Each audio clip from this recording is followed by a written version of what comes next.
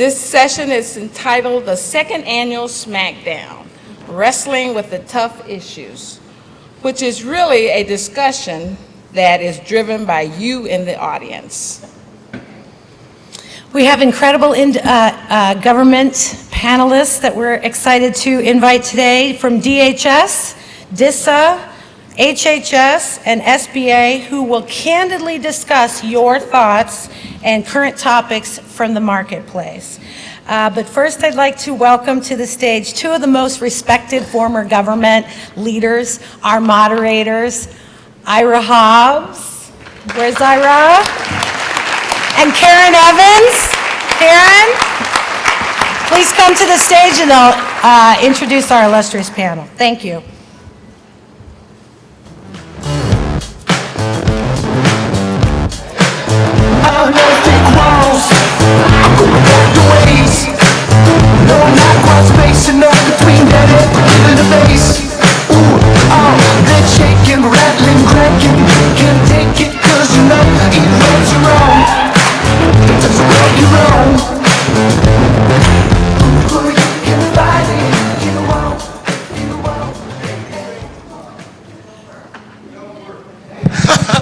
Hey, we always need a little energy. Good morning. Good morning. Look here, they tell me there's 440 people in this room. I know we can do better than that. Good morning. Good morning. Okay, in case you wondered, yes, I'm covering. Karen's not here yet. So you're only going to get the left-hand side of the brain of the program. The right brain side is missing. No, we're excited about this. You know, we did this last year, and most of you know the drill. But before I do that, as I said, we got a great group of government participants for this session. And so I'm going to ask them if they'll all come to the stage. And so I asked them to sit, you know, kind of like boy, girl, because I think that always looks good. And so in the number one seat is no stranger to us. You know, she is the road runner, the do it all over at Homeland, at Health and Human Services. Teresa Lewis, so good to have you. Thank you. I found out this trip where Teresa gets that command voice from. I didn't realize that she was a major in our armed forces, and so we're excited about having her with us. Air Force to be in particular. I said armed services because I didn't know specifically. All right, in our number 2 slot, we have Kevin Bashir, who is over at Department of Homeland Security. Kevin didn't want to tell us a lot about himself, so he just wanted you to know that he was the man over at DHS, and he's been there a while, and he knows where everything's buried.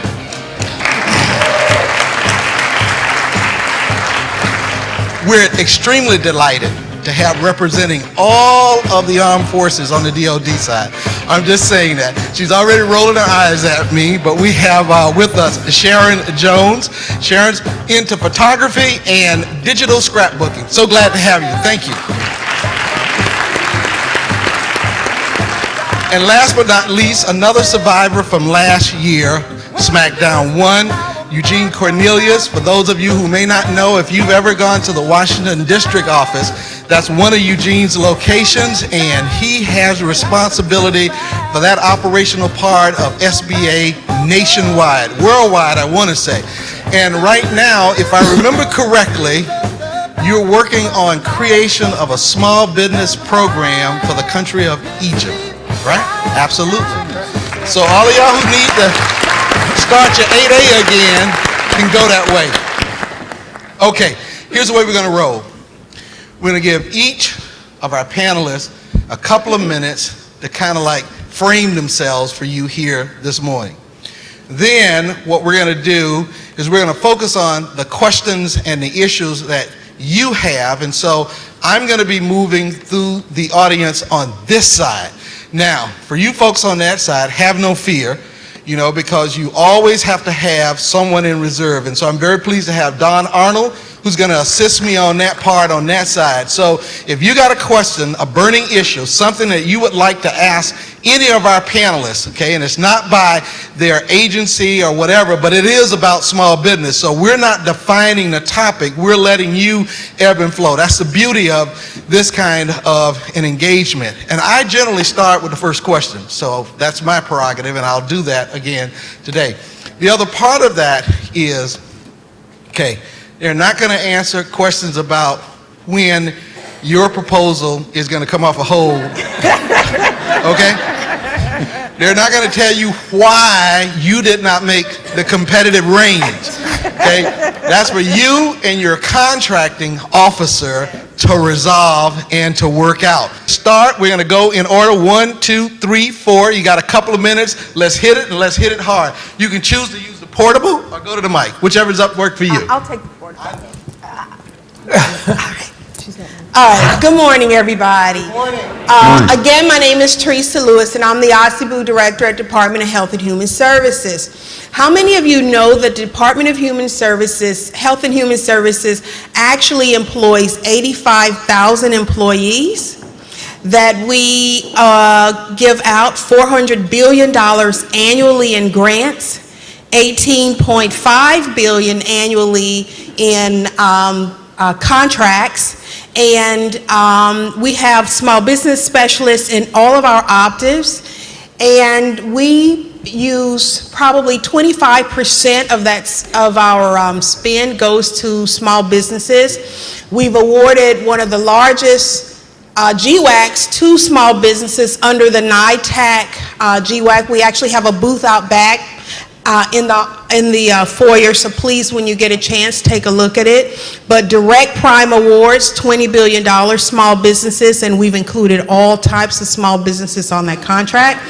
So I know that we're going to get into more questions shortly, but I just wanted to say that these are trying times right now, and it's a great opportunity for the weak to get stronger and for you to become more strategic in how you pursue procurement opportunities. Gone are the days where you can just show up and say, I'm a such and such company and this is what I do. Those days are gone. You must now and for always sell a solution. You can no longer just sell your company. You now have to sell a solution, which requires you to do a whole lot of homework. I'm still finding that a lot of our small businesses aren't doing their homework before they come in and meet with us. We have monthly vendor outreach sessions and other outreach events, and I'm still having small businesses who haven't done the homework when they come in and meet with me. If you come in and you ask me who should I meet with and what do they do, I'm going to tell you you're not ready. So that's my 2 minutes. Kevin?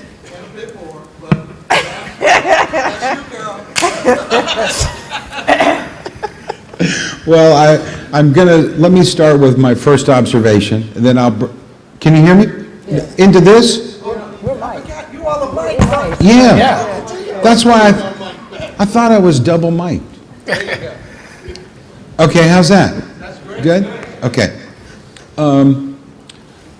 Once again, I'm on a panel, and you'll see just in a few minutes, once again, I'm going to be the weak link in the chain because it's a stellar panel. A couple of observations about DHS, and then I'll pass it over to Sharon. It's stunning for me to say this out loud. The department is 10 years old. That's good. March 1, 2003 is when we first came together as an agency. I started in May of 2003. So I'm coming up on 10 years as well. It's been a journey. But like the old gospel song, I wouldn't take nothing from my journey now. Nothing. Wouldn't take nothing for it. Because in our small business contracting program, small businesses have helped us meet the mission. Yes, we buy goods and services like all federal agencies. And yes, we buy things in support of the mission. But the DHS mission, everybody knows why we were created, and why we came into existence in the first place. But the small business community has really, really helped us. They've helped us meet the mission. So everybody can go home this evening and know that tomorrow morning, 200,000 people will get up and go to work. Some will have already been on the job, and they're going to do their very best to keep the country safe. Thank you.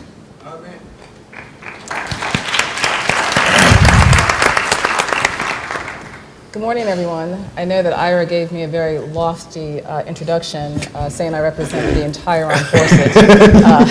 But let me just bring it down just a meter or two and talk about the Defense Information Systems Agency. We are a combat support agency, and we are dedicated to the DoD information enterprise. And that means that we optimize the IT assets that DoD has for computing, we optimize it for communications, and we also optimize it for enterprise services. We optimize all that into a single platform that can be leveraged by a warfighter, regardless of the branch and regardless of the mission that he has. Having said that, just like everyone else, because of what we do, IT is the IT infrastructure is valued at over $60 billion plus.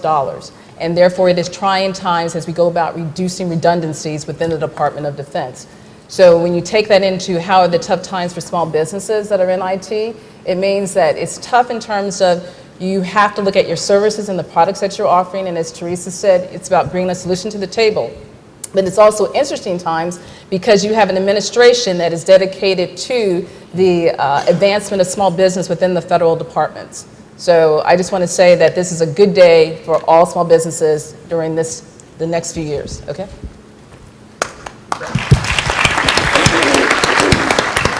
Well, this morning you heard from two representatives, former and present of SBA, and I don't want to go into the SBA products and services because most of you know that. But there was a show of hands that was alarming to me when they said the number of people who have come into our district offices. And as Teresa said at the first thing, you have to be prepared. We have a team across the country that is prepared free of charge to prepare you for these small business acquisitions in this $500 billion operations. And it's their goal, and it's my role, is to oversee all 90 offices across the United States to make sure that they're assisting you. That does not mean, and I want to be clear, that does not mean you have to be 8A and you have to be hub zone in order to take advantage of the benefits of the counseling, free service, and technical assistance that SBA has to offer. And if you are going to come into the buying, procurement, operation as it is today with a solution, you should be better prepared to have a representative that is the local district office and procurement officers that can go in with your contracting officer. As one of the things that you heard this morning, there was 19 different provisions in the Small Business Act. Not all of your contract officers are educated on those 19 provisions and those changes. It is your role to make sure that your person that you're having this relationship is educated in that system. My team, our team at SBA, is dedicated to help you educate your contracting officer to help you win those contracts and awards. I think it is very important. If you hear nothing else from us today, I don't want to give you the spill of SBA. We will be regulating, we will be scorecarding all the agencies, and we'll be doing all the things that we do. But if you take nothing away from today, take away the fact that there is major changes in procurement. You're not alone. There's free service out there. And if you're not utilizing it, you are not maximizing your ability to interact with your contracting officers. Thank you. Okay, start thinking about your questions, and I'm going to start with our panel like this.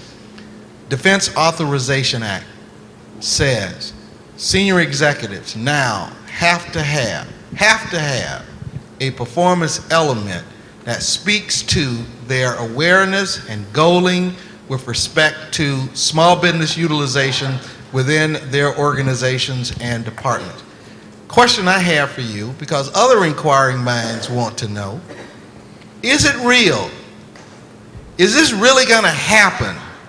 And if it's really going to happen, what do you think is going to be the impact in your agency where you run the small business program, and what are we going to be doing from the oversight organization to make this a reality across the government? Anybody else who has questions, we'll take by show of hands, let me know, but we're going to ask the panel to start responding there. And I think we'll start with Teresa, if she doesn't mind. Okay. Great.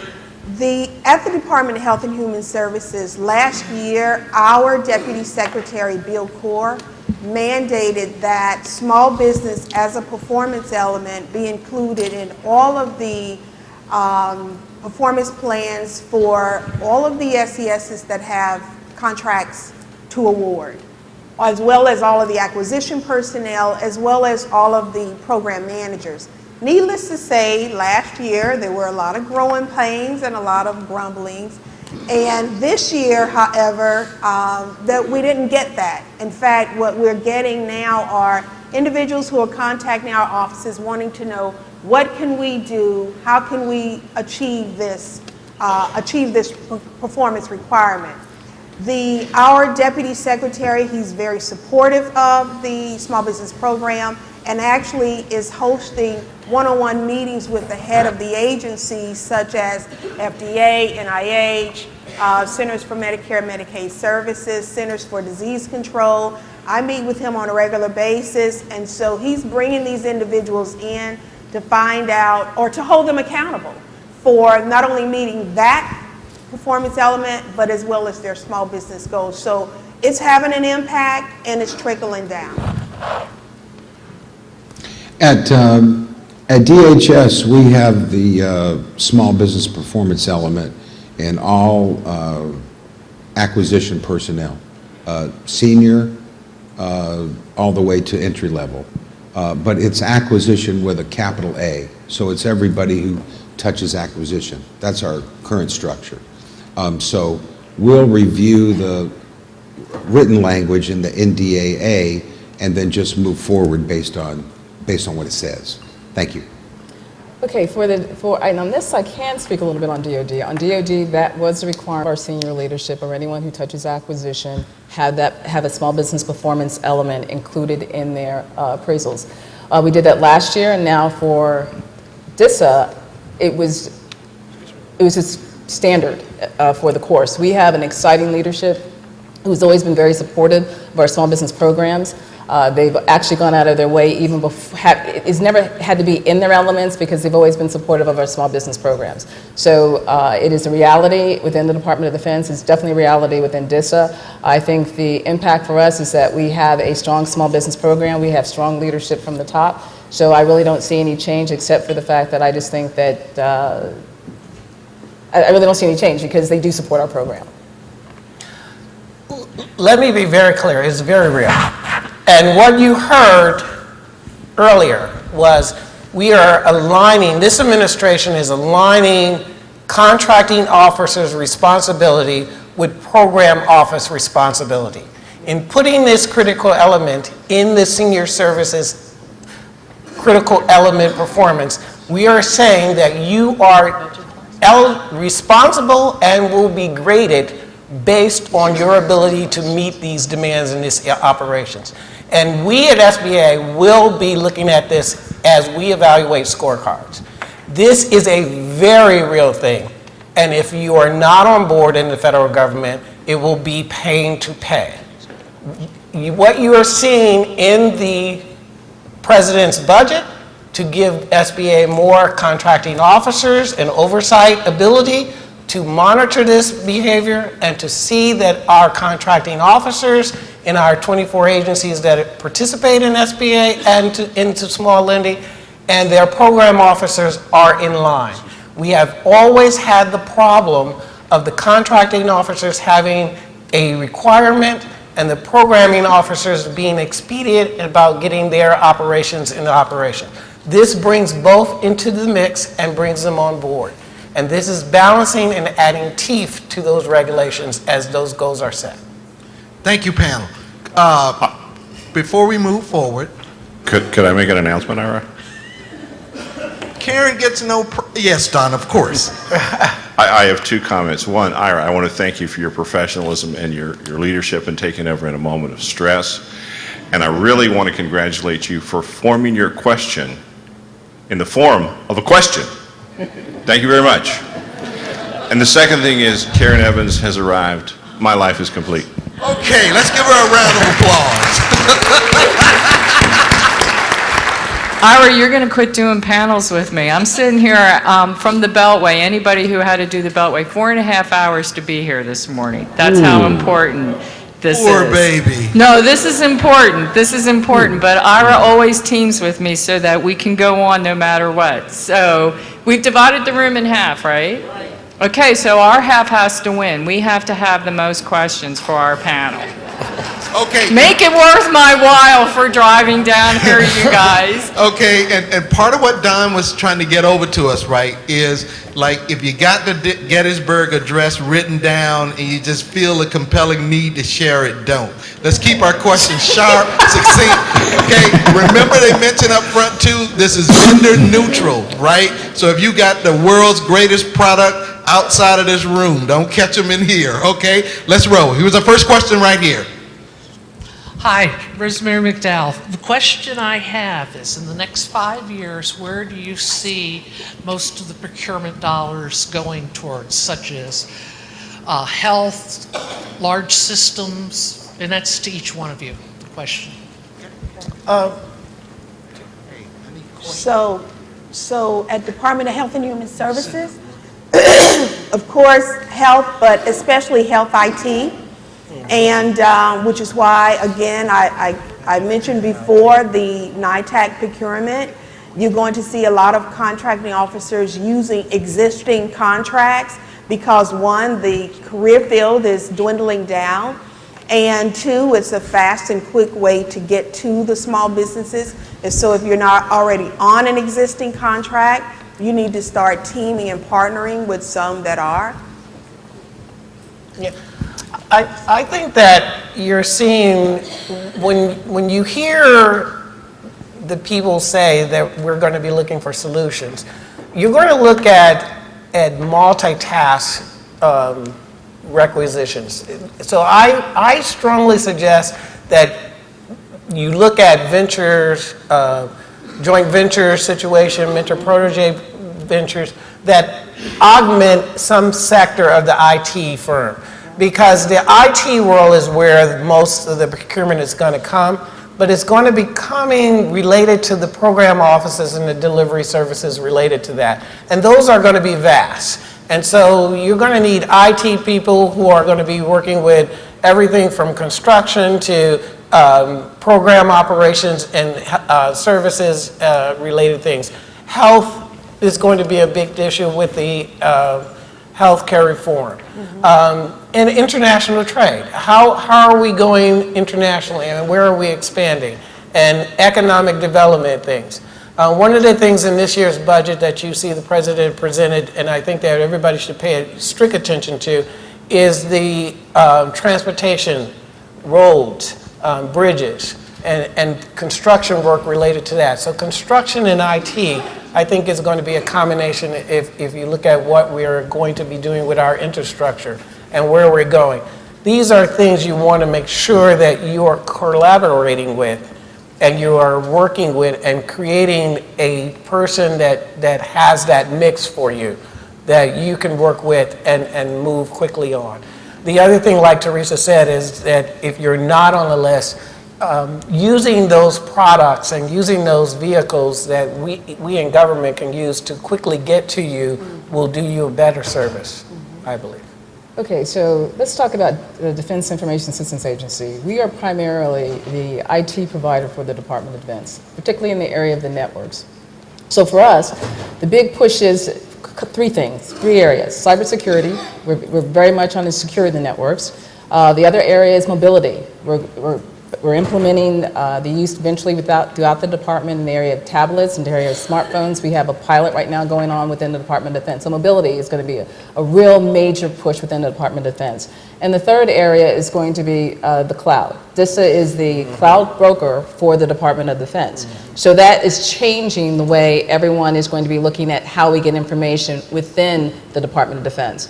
So I'm piggybacking off of Teresa when she said, hey, you have to start looking at available vehicles, because particularly when you look at the Department of Defense, that acquisition workforce is significantly shrinking, okay? And the dollars, as we all aware, are not there to really sometimes replenish that acquisition workforce.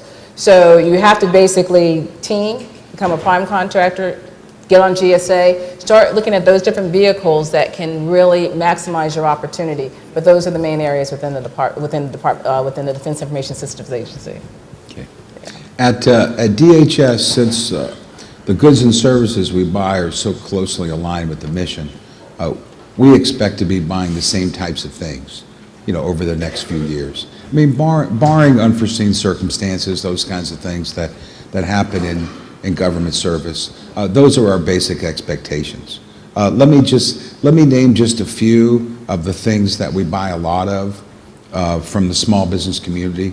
IT services, IT products without value-added resellers, ship repair, construction, security guard services, all the types of things we need to run a big operation.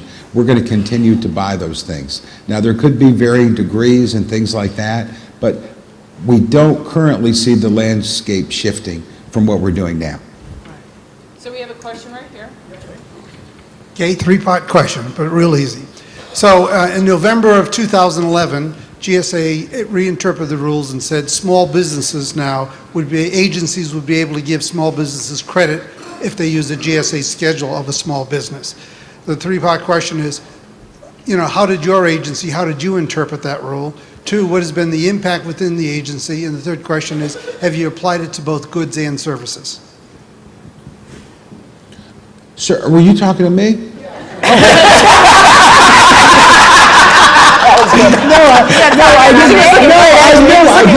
I'm sorry, I didn't mean to be silly. He's probably talking to all of you, but since you volunteered,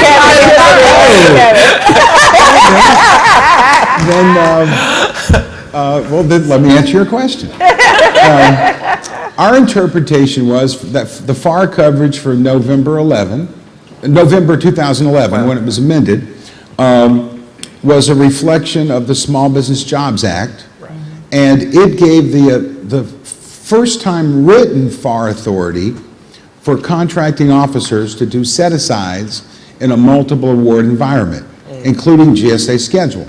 That was the GSA schedule. Many agencies have been doing multiple award set-aside contracts for some time, but that's the first time the FAR ever gave specific coverage to do formal set-asides on the GSA schedule. So as a small business advocate, I was delighted to see it. Now at DHS, we're taking advantage of that ability. When we do use the GSA schedule, we do consider formal set-asides on the schedule. And it's resulted in an increase in the use of small business dollars on the GSA schedule. Now, the other part of the coverage, the multiple award part, we've been doing that at DHS now for some time. Like many of our multiple award contracts, especially the ones we build on a department-wide, enterprise-wide basis, have set-asides built in. Some are completely set aside for small business. So, but we were glad to see the FAR coverage change because it formally said contracting officers have this. So for the small business community, my view and our DHS view is it helps the small business community. Okay. Did that answer them all? Okay. Oh, all the above. Both. Okay. Thanks. Hi, my name is Kavita Kalathur. I'm with Net Impact Strategies. And I'm also going to ask a three-part question because I have to keep up with Jim and keep the score on this side of the room high.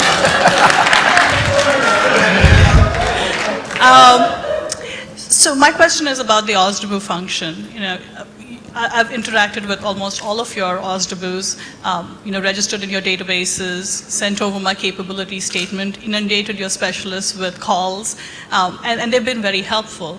But what I'm trying to understand is, what kind of small businesses stand out when they interact with the OSDBU? What are the types of companies you've been impressed with and say, well, you know what? That's a business that's ready and I can work with them, and why? And can you give us an example of how your OSDBUs worked with a small business and how you've helped them in your particular agencies? Yeah. So let me jump in. So for me, having been in the business of small business for about 20 years and worked on the various aspects of it, whether from contracting, from SBA, this is my second OSDBU position, what a small business can do for me to get me to actually pick the phone up and call the program manager and ask for a meeting is for a small business who's done their homework. Someone who actually walks through the door and they've looked at our budget in brief. They're clear on what the priorities are. They're clear on one, that HHS has a problem in a particular area and I have a solution for them. That, I mean, if you just come in and you say to me, hey, I'm an IT company, my response to you is going to be, so what? So is 75% of all of the companies registered in SAM. So that's a so what for me.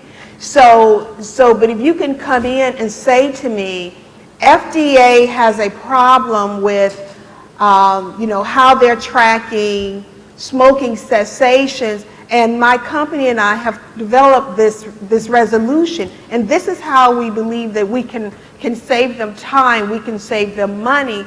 That to me is worth the discussion to get you to the next level. That's the only way that I'm going to do that, because otherwise you've wasted my time and yours.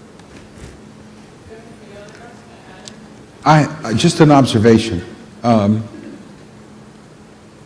Over the years, I've asked small business owners and representatives that have been successful, how did you do it?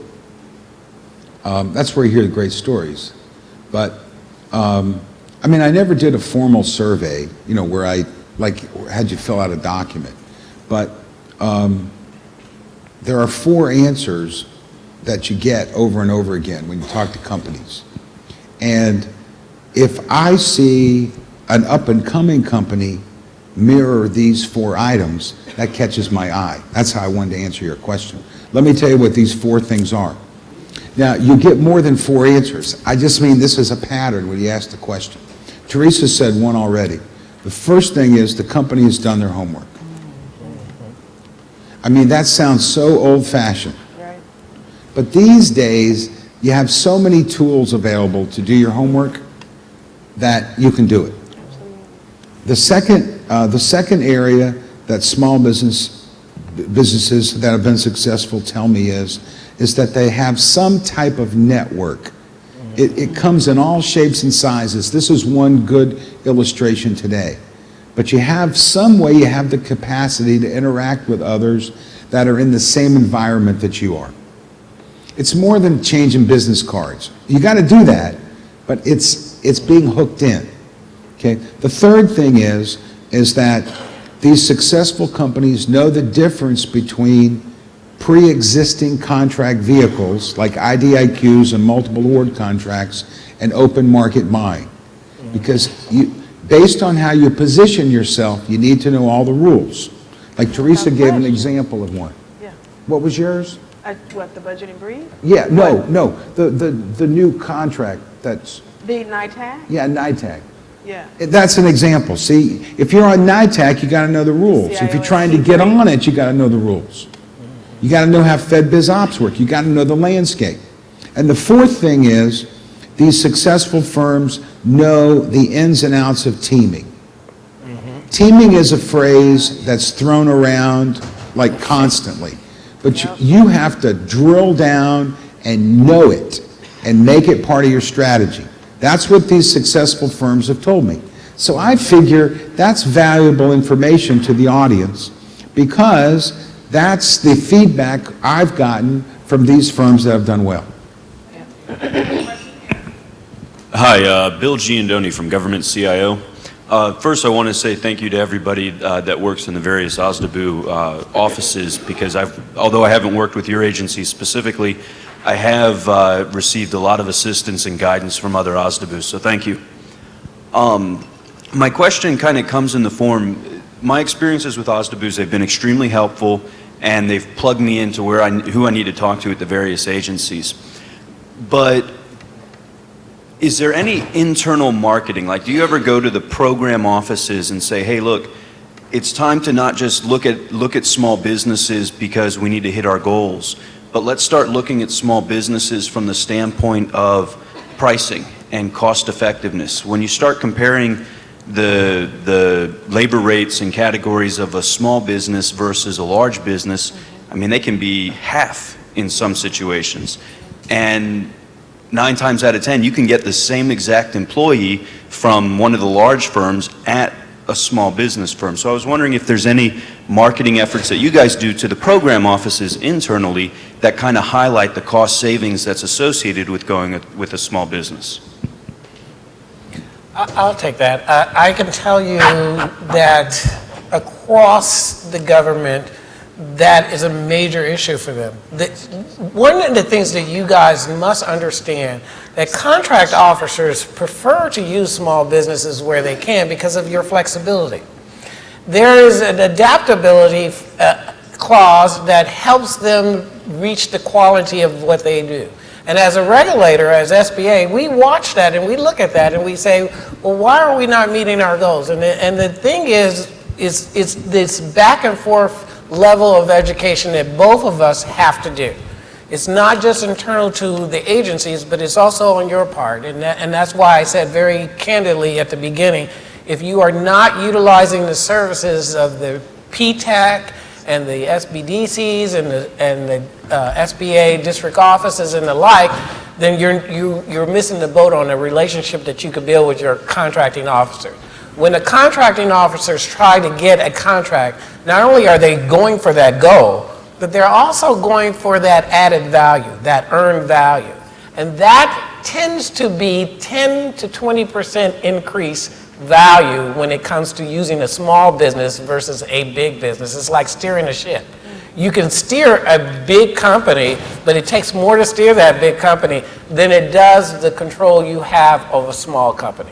So it's to their advantage. The thing is, you have to educate them to what the advantages is your company has to offer. Yeah. And what happens is we go into the fact, what you heard Joe Jordan talk about is you have 2 groups of government contracting officers in the government. You have the seasoned ones who are ready to retire and can retire in the next 3 to 5 years, and you have the new ones coming on board. And you're assuming that they are being educated at the same level. And it is important that you be your strongest advocate in educating them to the advantages of using you versus using a big or larger size business. And I can tell you, if you build that relationship and that element of trust, they're getting that internally from their program offices. They're getting that. When SBA goes in and look, we don't have to ding our federal agencies on that one, because our federal agencies are really taking the time to educate their team. The problem is that 60 hours that you heard Joe Jordan talk about that the contracting officer is spending on the statement of work and other vehicles because you're not using the flexibility and the wide range of vehicles that you have exposed to you. And your ability to make sure that that contracting officer has it in his or her front mind, the flexibility and earned value that you can add by being a small contracting vendor. That's important. So I want to make sure that where you understand that the federal government has a role and we have a responsibility, you too have a responsibility of educating your particular contracting officer as you educate them about yourself, but also the landscape, to make sure that they are taking advantage of whatever vehicles are available there. So it's a two-way street. And I have learned, looking at our 8A portfolio and looking at our hub zone portfolio, those people who get contracts like the young man asked earlier within the first year are those who understand that and understand that environment and go in with that premise when they walk in the door, instead of accepting the fact that you're going to just have regular regulations give you a contract. Let me just piggyback on what was just stated too. Within the Defense Information Systems Agency, we are about, just as much as we're about outreach to the small business community, we're also about inreach within our organizations. So they do know about the small business office, they do know about the responsibilities, that they are not just goal-oriented. If you push goals, that can always be a turnoff. So what you do is you really push holidays that lie within the small business community, so everyone is aware that there are other alternatives than just using large businesses. So, and also within the Department of Defense, every acquisition over $10,000 is required to go through the small business office. So those acquisitions, depending upon what the situation will always involve the program office and sometimes the senior leadership within that organization. So there's heavy engagement. So I don't want you to walk away thinking that there's no engagement. The small business office actively engages within the contracting as well as the acquisition community. Right.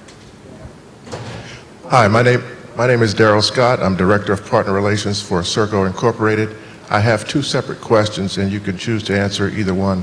The first is, we've noticed that with regard to past performance in submitting proposals in response to your RFPs, there's more emphasis placed on a large business's meeting its small business goals for contracts of similar size, scope, and complexity.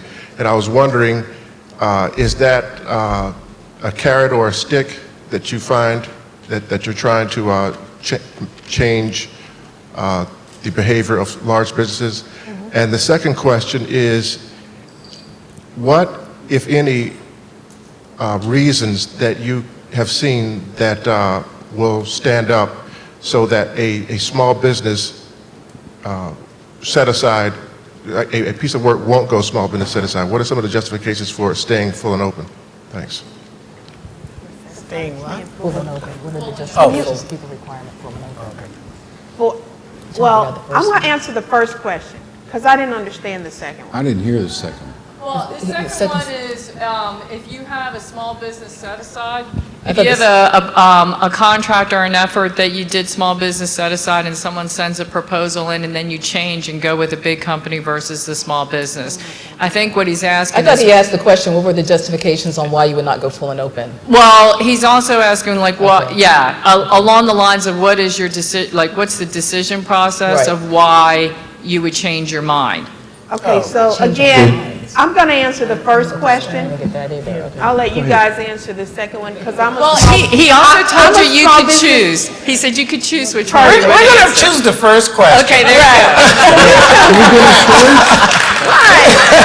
Right, because we're small business advocates, so we're small business advocates. I mean, I can say that I would never recommend that procurement that was once set aside go full and open. I would never do that. Yeah, so that's short and sweet on the second one. On the first one, again, speaking from my perspective, on the first one, we're changing the culture at Department of Health and Human Services. I actually just put out an announcement for a subcontracting program manager. That is very important to me, and we're making that a priority. It's not even where we're saying that it's a carrot. It is it's the prime contractors, the large prime contractors' statutory responsibility to not only establish viable subcontracting goals, because zero in any category is never acceptable. So yes, it's a priority. We expect you not only to establish viable goals, but my expectation is for you to work diligently to achieve those goals, and you daggone well ought to have a good reason why you're not. Because the one thing that we're doing, I've been at HHS for about a year and a half. At my previous department, we brought the prime contractors in, and we got on the phone, and we also called folks. So that's the culture that I'm changing in Health and Human Services. So my plan is to meet with all of my large primes so that they have a clear understanding of what our expectations are, as well as training the my internal stakeholders, the acquisition community, making sure that they're clear on what it means to assess liquidated damages, because we're holding the primes accountable for that. There's my 2 minutes. All right. Hey, I'm going to apply for that job in your office. Yeah, I'm Sandra Green with Enley Corporation. I started my company in 1995, but in my earlier days in the 1980s, I was the head of business development for an 8A firm. And one of the things that I found extremely effective, and I was really effective back in the 1980s, was I don't mean to be arrogant, is I used to go in and meet with the Sabus as my first entree, and they always connected me to the program people of the capabilities we had. And I would meet with the mission folks. I'm technical. I have a master's in electrical engineering, so I know how to talk the talk when it comes to, solutions, engineering solutions. And I would get and truly understand, meet with those customers, and it would almost be a survey. I would ask them a lot of questions. What are their hurdles? Where are they going? What's their vision? What's down the road? What are the things that what are their pain points? So what I'm saying is that, and I'm setting the stage because it's very important from what I've heard today up here, is it appears the SABU, and I apologize, I'm using an old-fashioned term, the SABU, but OSDBU folks are looking at almost like the gatekeeper. They're deciding who gets to see the program office. And the program office, as you said, Sir Mr. Bashir, you mentioned how important networking and credibility and knowing the agency, and ma'am, you said the same thing at HHS. We have contract with DHHS FOH work. But we know how important it is that understanding the customer's mission by the mission folks is critical. And to have the SABUs be the gatekeeper is devastating to small business. And all I'm saying is your most incredible and important function from a taxpayer perspective and from a small business perspective is to facilitate the opening of the doors so the small businesses and the 8As can truly appreciate the mission, the focus, the pain points of the customers that are buying what you're selling. Okay, is there a question there? Well, here, I'll ask the question. Okay. So, given that that's the perception, what could you guys do, or what could the small business community do when they approach the OSBU in order to be able to have that dialogue and not be perceived as a gatekeeper? Is there something that, beyond knowing everything that you said, is there something that they can do to broker that relationship so it doesn't come across as you guys are a gatekeeper and keeping small business from talking to program offices? Okay, I'm glad you got through with your statement, because I wholeheartedly 100% disagree with that, okay? I believe that my colleagues are not gatekeepers. I stand by what Kevin said, I stand by what Teresa said, and I'll also add a few more, but I won't go down the road how small business needs to be passionate about what it is that they're selling, what it is that they have. Small businesses have to do their homework, because there are tools out there. I will tell you the Defense Information System has a phenomenal website.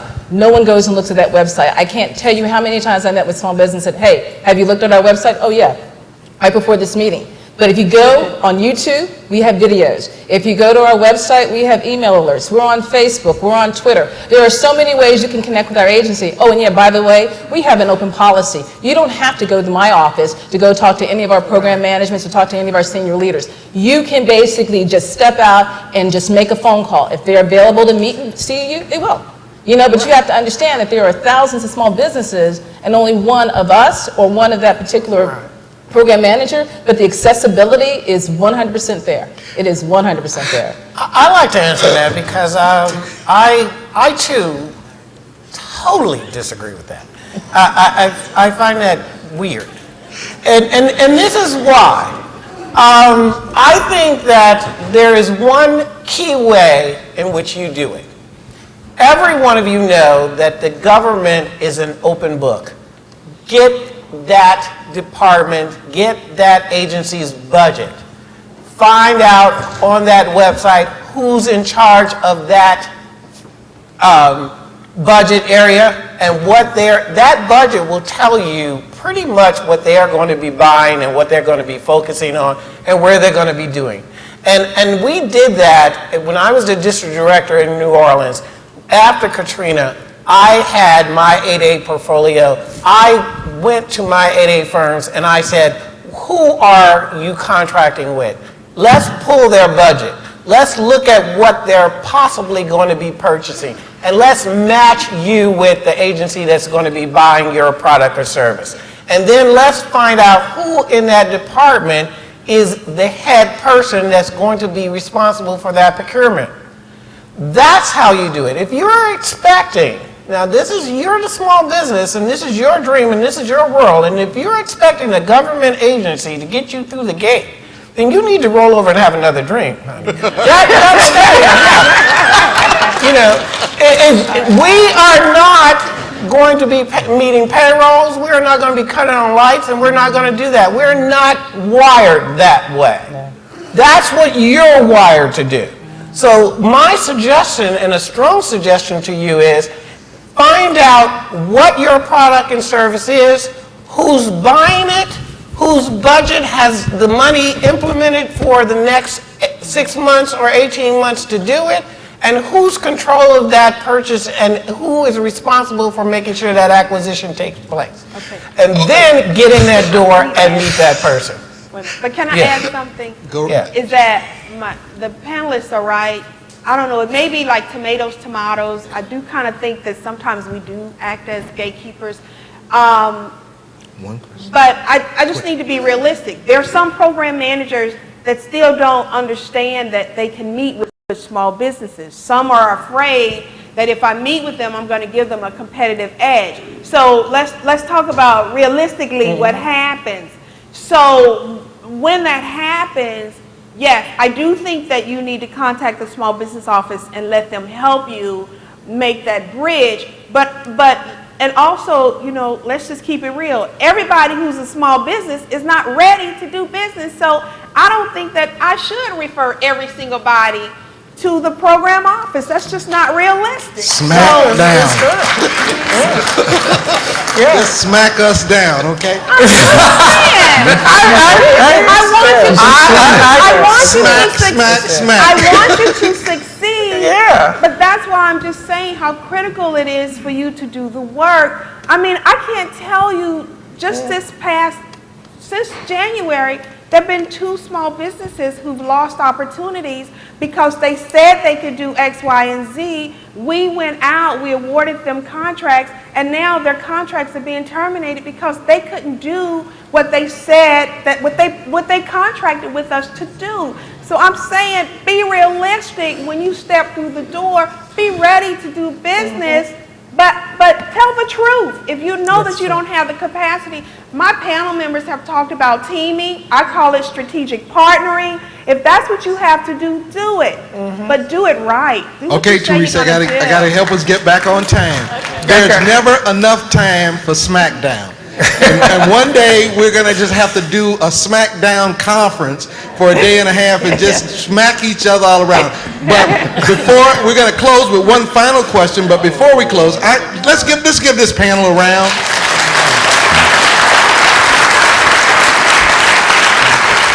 You know, I knew in the hallway when I made a couple of remarks to a couple of them that this was a passionate group of people. So we're so happy to have you with us. Last and final question. Good morning. My name is Annie Williams, and I'm with Vizeta. As a small business hosting entity, what Vizeta is challenged with, along with many of my other small business hosting competitors, is how to address the onerous requirements as it relates to FedRAMP. So for a small business that's competing in that space, we're really at a significant disadvantage in terms of addressing requirements that are being driven by the government that are really onerous in the small business space. Any suggestions or comments you have relative to that? FedRAMP is a GSA process by which they examine applications, particularly those that have a cloud basis to them, and it is a fairly involved technical process. I think there's 2 things. One, GSA and SBA are partnering to have workshops and technical assistance, training, counseling to assist small businesses in this arena. We are aware that this is a heavy lift for small businesses, and that's why I say to you guys at the beginning, it is important that you go into the district offices of SBA, and I tell you, because when you go there, SBA, as a part of the federal government, can facilitate with GSA and other agencies what you need to know and be trained on and work with you one-on-one in counseling and assist you through this process. And we do it every day. I'm aware of it. I'm not sure how widespread it is about in our panel, because it is a GSA thing and it's relatively new. But what you need to do is, that's when you go in and you talk to the business development specialists, and their responsibility is to connect you with GSA.